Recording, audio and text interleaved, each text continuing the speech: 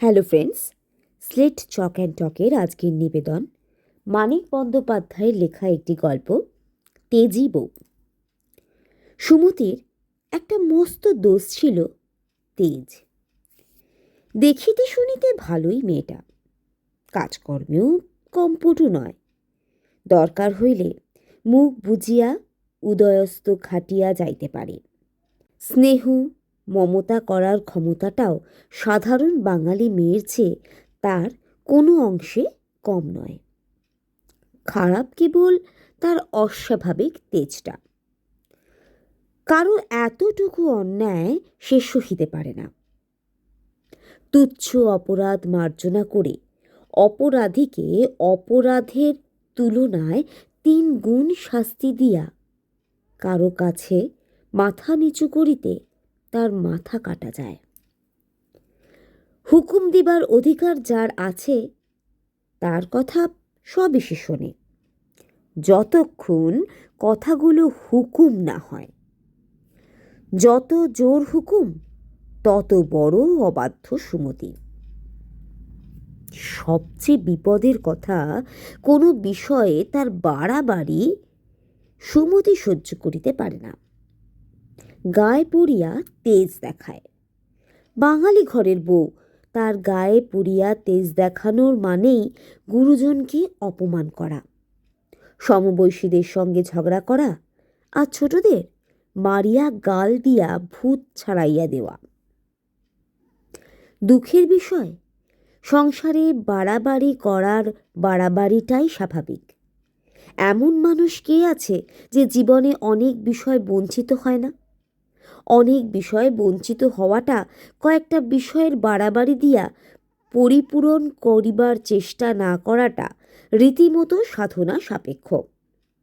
সংসারের লোক সাধনার ধারে ধার বা ইচ্ছা করিলেই ধারিতে পারে, এরকম একটা ধারণা সাধু মহাত্মারা পোষণ করেন বটে, কিন্তু কথাটা সত্য নয়।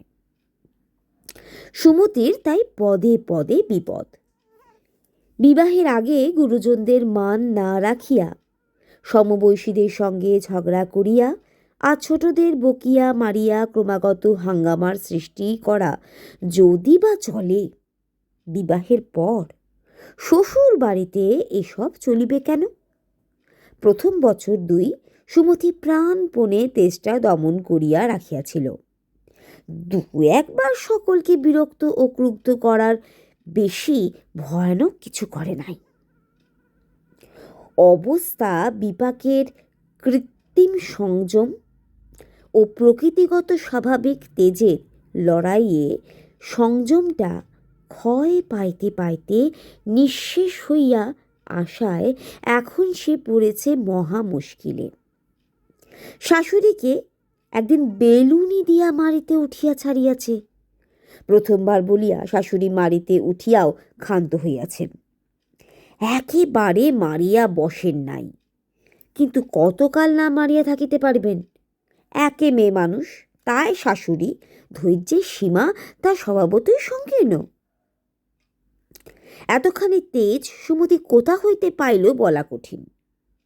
তার বাবা সদানন্দ অতি নিরীহ গোবেচারী মানুষ। কখনো মানুষকে চটাইয়া বসেন এই ভয়েই সর্বদা শশব্যস্ত। মা চির রুগ্ন, রোগে ভুগিয়া ভুগিয়া মেজাজটা তার বিগড়াইয়া গিয়েছে বটে, কিন্তু বলা নাই কওয়া নাই, হঠাৎ রাগিয়া কাঁদিয়া মাথা কপাল কুটিয়া যখন তখন অনর্থ বাঁধান বটে, কিন্তু সেটা তেজের লক্ষণ নয়। মানুষটা আসলে ভয়ানক ভীরু। বড় ভাই দুজনে 20-22 বছর বয়স হইতে কেরানি, তাদের তেজ থাকার প্রশ্নই ওঠে না। বোনেরা সব অতিরিক্ত লজ্জা শরম আর ভাবপ্রবণতায় ঠাসা। 4 জনেই অমানসিক সহিষ্ণুতার বর্মে গা ঢাকা দিয়া স্বামী পুত্রের জন্য জীবন উৎসর্গ করিয়া দিয়াছে। এদের মধ্যে সুমতির আবির্ভাব প্রকৃতির কোন নিয়মে ঘটিল বলা যায় না, কোন নিয়মের ব্যতিক্রম ঘটিল তাও বলা যায় না। আগা গোড়া সবটাই দুর্বোধ্য রহস্যে ঢাকা। লজ্জা শরম ও ভাবপ্রবণতা কিছু কম হওয়া আশ্চর্য নয়। প্রকৃতিকে কিছু অসহিষ্ণুতার আমদানিও বোধগম্য ব্যাপার, কিন্তু স্বামী পুত্রের জন্য জীবন উৎসর্গ করার মধ্যে কতখানি তেজ বজায় রাখা যেমন খাপছাড়া, তেমনই অবিশ্বাস্য। পুত্র সুমিতির মোটে একটি, এখনো 2 বছর পূর্ণ হয় নাই। আর একটি যে কয়েক মাসের মধ্যে আসিয়া পড়িবে, আসিয়া পড়িবার আগে সে পুত্র অথবা কন্যা তা নির্ণয় করা অসম্ভব। তবে সুমতি আশা করে এটিও পুত্রই হইবে। 2টি পুত্রের পর একটা কন্যা হইলে মা হওয়ার আনন্দে একদিন সে কি পরিমাণ গর্বই না মেশাইতে পারিবে। এইসব ভবিষ্যতের কথা। আপাতত প্রথমটির মতো দ্বিতীয়টিকেও বাপের বাড়িতে গিয়া ভূমিষ্ঠ করবার স্বাদটা সুমতির অত্যন্ত প্রবল হইবার ওঠায় একটা ভারী গোলমালের সৃষ্টি হইল। শাশুড়ি ঘাড় নাড়িয়া বলিলেন, না, বাপের বাড়ি যেতে হবে না। এই না সেদিন এলে বাপের বাড়ি থেকে। সুমতি যুক্তি দিয়া বলিল, সে তো গিয়েছিলেন ছোটদার বিয়েতে, তাও তো 7টা দিনও থাকতে পেলাম না। মেজাজটা শাশুড়ির ভালো ছিল না। সকালে খোকাকে দুধ খাওয়ানোর সময় খোকা ভয়ানক চিৎকার জুড়িয়া দেওয়ায় শাশুড়ি বিশেষ কোনো অসন্তোষ বা বিরক্তি বোধ না করিয়াও নিছক শাশুড়ি খাটানোর জন্যই একবার বলিয়াছিলেন, না কাঁদিয়ে দুধটুকু পর্যন্ত খাওয়াতে তো পারো বাছা। আগে হইলে সুমতি চুপ করিয়া থাকিত। আজকাল সংযম ক্ষয় হইয়া আসায় মুখ তুলিয়া বলিয়া বসিয়াছিল, দুধ খাওয়ানোর সময় ছেলেপুলে একটু কাঁদে।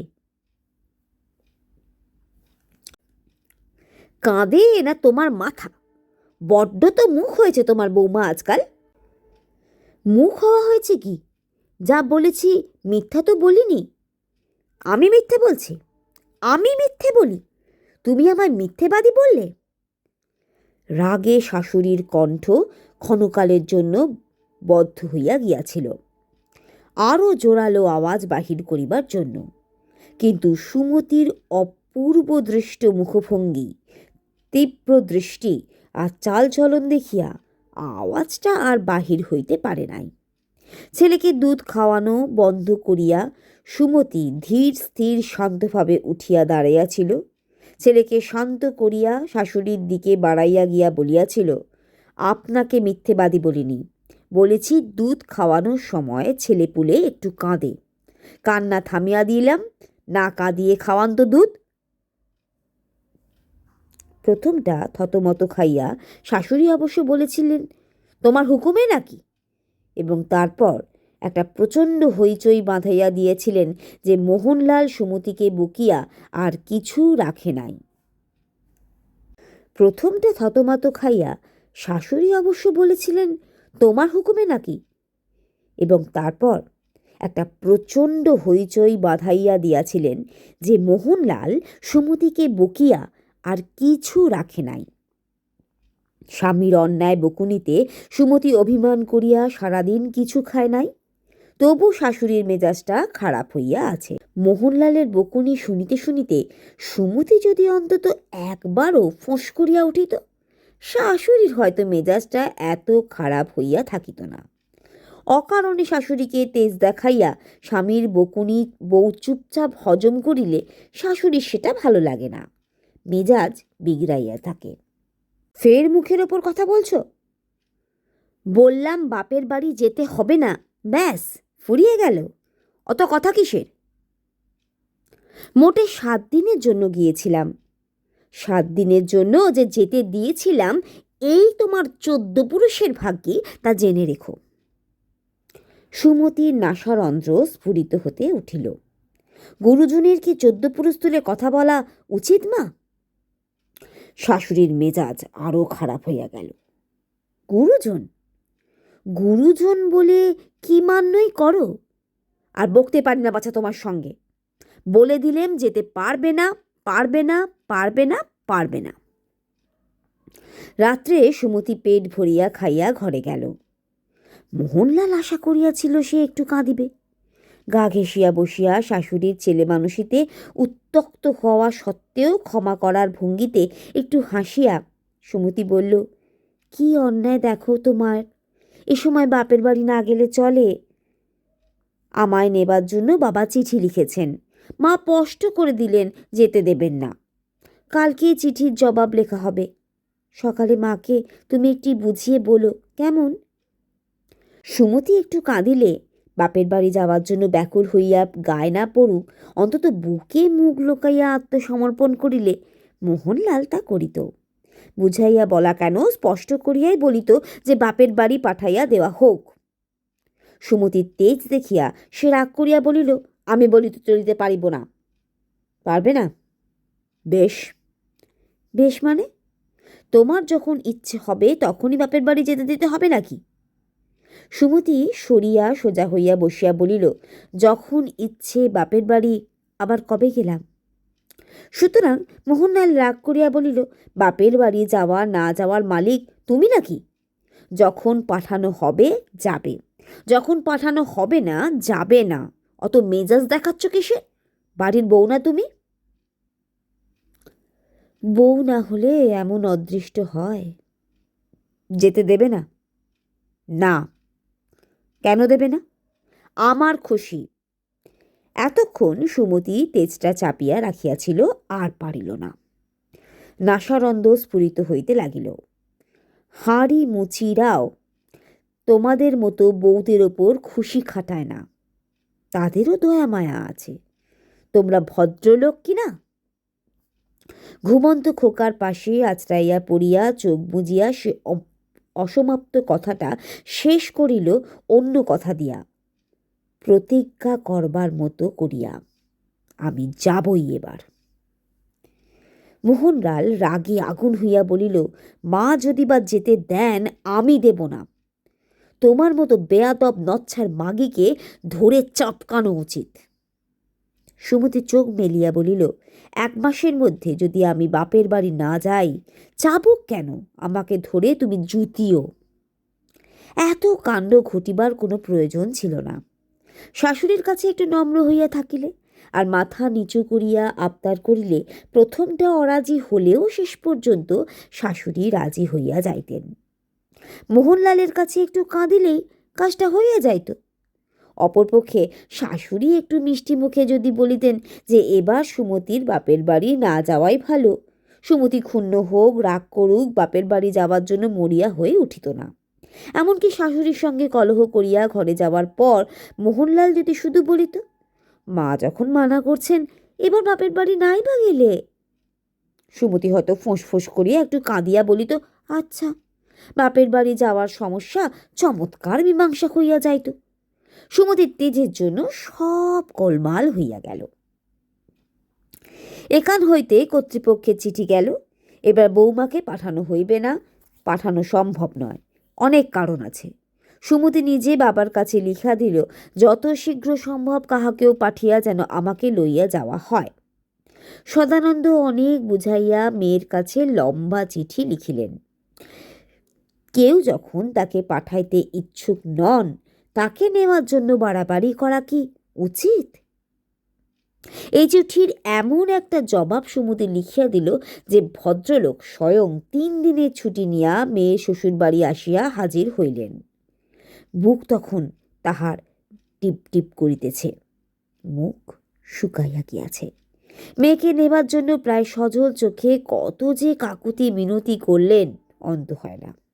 কিন্তু সুমতির শাশুড়ি গো ছাড়িলেন না। ঘাড় নাড়িয়া কেবলই বলিতে লাগিলেন, না বেয়াই না, এবার বৌমাকে পাঠাতে পারবো না। কাকুতি মিনতিতে মন গলার বদলে শেষ পর্যন্ত শাশুড়িকে রাগিয়া উঠিবার উপক্রম করিতে দেখিয়া ভয় ভয় সদানন্দ চুপ করিয়া গেলেন। সদানন্দ নিজে আসিয়া এভাবে বলিলে অন্য অবস্থায় শাশুড়ির মন হয়তো গোলাইয়া যাইত। বাপের বাড়ি যাওয়া নিয়ে প্রথমবার সুমতির সঙ্গে যে ঝগড়া হইয়াছিল তাও হয়তো তিনি আর মনে রাখিতেন না। কিন্তু ইতিমধ্যে সুমতি আরও অনেকবার তেজ দেখাইয়া বসিয়াছে। যেমন তেমন তেজ নয়, গা পুড়িয়া জ্বালা করবার মতো তেজ। সুমতি বলিল, আমি তোমার সঙ্গেই চলে যাব বাবা, আমাকে নিয়ে চলো। সদানন্দ মেয়েকে বুঝাইলেন। এরকম অবস্থায় যত রকম উপায় মেয়েকে বোঝানো সম্ভব তার একটাও বাদ দিলেন না। কিন্তু এ তো বোঝার কথা নয়, কথাটা তেজের। সুমতির মুখে সেই এক কথা, আমি তোমার সঙ্গে যাব, আমায় নিয়ে চলো। শেষে সদানন্দের মতো নিরীহ গোবিচারী মানুষটা পর্যন্ত বিরক্ত হইয়া বলিলেন, এরা পাঠাবে না, তবু তুমি যাবে কি রকম? আমি নিয়ে যেতে পারবো না। এদের বুঝিয়ে শুনিয়ে রাজি করতে পারিস, আমায় চিঠি লিখিস, এসে নিয়ে যাব। যাবার জন্য এত পাগলামি বা কেন তোর? পরে না হয় যাস। সদানন্দ ফিরিয়া গেলেন। এবার নিজের তেজের আগুনে সুমতি নিজেই পুড়িতে লাগিল। শারীরিক অবস্থাটা তার এতখানি মানসিক তেজ সহ্য করবার মতো ছিল না। এই অবস্থায় মনটা যতটা শান্ত ও নিস্তেজ থাকে ততই ভালো। হাত পাগুলি দেখিতে দেখিতে কাঠের মতো সরু হইয়া গেল। শুষ্ক শীর্ণ মুখে কেবল জল জল করিতে লাগিল দুটি চোখ। কথা কমিয়া গেল, খাওয়া কমিয়া গেল, আলস্য কমিয়া গেল। নিজের মনে নীরবে যতটা পারে কাজে অকাজে আত্মনিয়োগ করিয়া, আর যতটা পারে কোনো কাজ না করিয়া সে ছটফট করিতে লাগিল। অতঃপর সে 1 মাস সময়ের মধ্যে বাপের বাড়ি না যাইতে পারিলে চাবুকের বদলে স্বামীর জুতো খাইতে রাজি হইয়াছিল। সেই সময়টা প্রায় কাবার হইয়া আসায় একদিন শেষ রাত্রে কিছু টাকা আঁচলে বাঁধিয়া একাই বাপের বাড়ি রওনা হইয়া গেল। এ একটা মফস্বলের শহর। বাপের বাড়িটা মফস্বলের একটা শহরেই, কিন্তু সোজাসুজি যোগ না থাকায় কলকাতা হইয়া যাইতে একটু সময় লাগে। সুমতির আরও অনেক বেশি সময় লাগিল, কারণ কলকাতায় পৌঁছাইয়া বাপের বাড়ি যাওয়ার বদলে তাকে যাইতে হলো মেয়েদের একটা হাসপাতালে। খবর পাইয়া সদানন্দও আসিলেন, মোহনলালও আসিলেন, এবং মোহনলাল বিনা বাক্যব্যয়ে মেয়েকে বাপের বাড়ি লইয়া যাবার অনুমতিও সদানন্দকে দিয়া দিল। কিন্তু হাসপাতালের ডাক্তার 1 মাস তাকে বিছানা ছাড়িয়া উঠিতে দিলেন না। 1 মাস পরে বাপের বাড়ি গিয়া 3 মাস পরে অনেকটা সুস্থ হইয়া সুমতি স্বামী গৃহে আসিল। আর কোনো পরিবর্তন হোক না হোক, সুমতির একটা পরিবর্তন স্পষ্টভাবে ধরা পড়িয়া গেল। দেখা গেল তার সবটুকু তেজ কর্পূরের মতো উবিয়া গিয়াছে।